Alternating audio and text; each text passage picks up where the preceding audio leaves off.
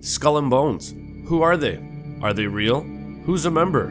What do they want? Like with the Illuminati, let's try to find out.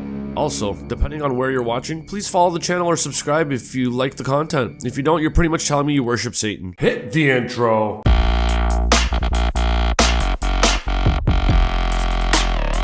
I got flavor. Motherfucker, I'm ill.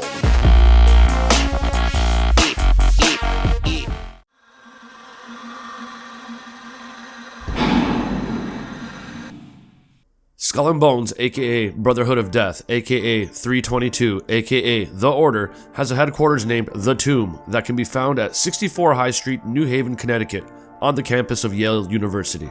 Skull and Bones was founded into existence in 1832, shortly after William Huntington Russell returned from studying in Germany. He tapped his buddy Alfonso Taft on the shoulder and Skull and Bones was born. The official, or mainstream story, as to the reason for Skull and Bones' creation is that, in 1832, certain members of Yale's seniors class did so to show resistance to the school's debating societies, such as Linonia and the Calliopean Society. However, researchers and authors contend that the true purpose of the order, based on their activities, is focused on changing our society and planet to bring about a new world order. New World Order. New World Order. New World Order. New World Order. New World Order. New World Order. A new world order. The affirmative task we have now is to actually create a new world order. I don't know about you guys, but registering your club as a business to show resistance is a little excessive, but that's what Skull and Bones did. Russell Trust Association is the business name of Skull and Bones Society. It was incorporated in 1856 by William Huntington Russell as president and Daniel Coit Gilman as treasurer. The association holds the society's assets, including its endowment and property, and oversees property upkeep. Anyways, probably nothing to gawk at. Moving along, more on this company later. I've come across two possibilities pertaining to William Huntington Russell and his time in Germany. During his time there, he apparently became fond of an existing secret society and was either given permission or tasked with creating a chapter back at home in the United States. Therefore, a possible explanation of 322 in the logo would be the year it was founded, 1832, plus it being the second chapter of its kind. Other possible explanations of the 322 significance in the order's logo include the Bible verse Genesis 3:22, which reads, "And the Lord God said, the man has now become like one of us, knowing good and evil. He must not be allowed to reach out his hand and take from the tree of life and eat and live forever." Some considered the 322 number as possibly being a shout out to ancient figures such as Aristotle and Demosthenes, who both died in 322 BC. Anyways, moving along. Before I tell you about how one founding member of Skull and Bones was tied to the British-influenced Opium Wars in China, and how the other founding member served as Secretary of War and Attorney General in the United States, and then gave birth to a son who became the only person still until this day to serve as President and Chief Justice of the United States, we need a quick cruise through information that explains how this order works. And now, here's a word from our sponsor.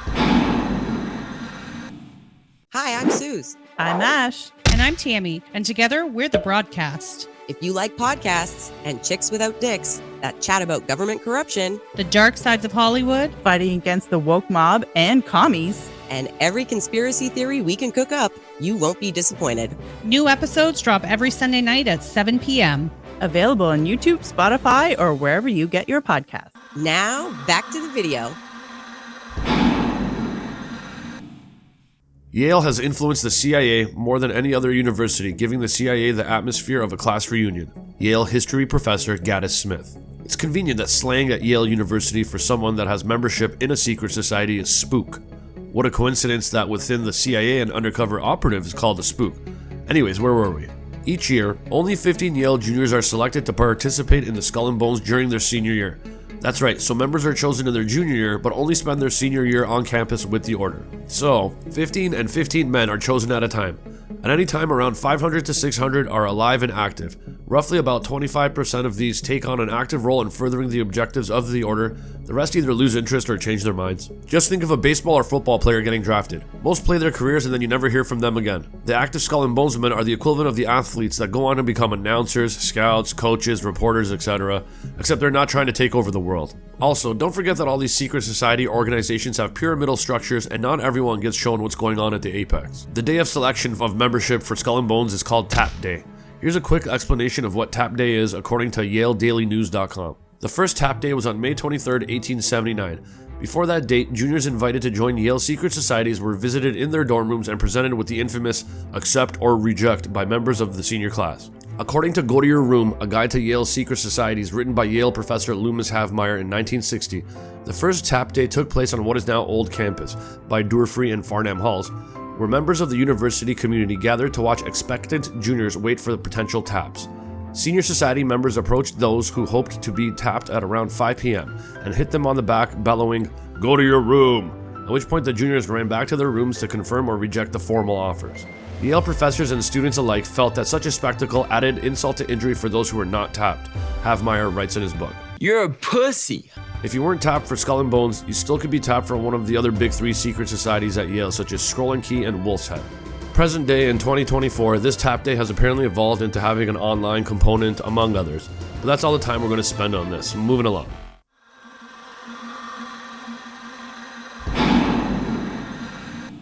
What happened to Skull and Bones, the secret society?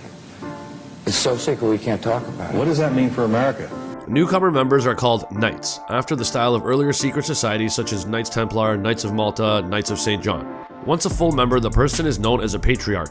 Outsiders are derogatorily called Gentiles or Vandals. Alright, so who gets to be chosen to be a member of Skull and Bones? Author Anthony Sutton, whose work is considered first-rate when it comes to Skull and Bones, points out that active membership in Skull and Bones mostly falls under two types of men.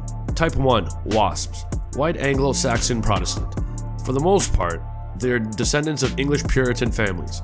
Their ancestors arrived in North America in the 1600s. The surname parts of this category include Whitney, Lord, Phelps, Wadsworth, Allen, Bundy, not that Bundy, this Bundy, Adams, and so on. Type 2 is a result of intermarriage or inviting in sons of moguls from the last 200 years.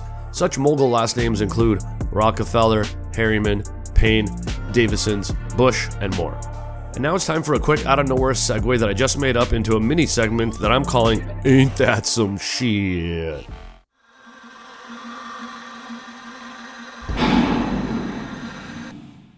It involves fucked up last name guy from the Illuminati series on the channel whose last name isn't even that hard to say, I just for some reason could never get it right.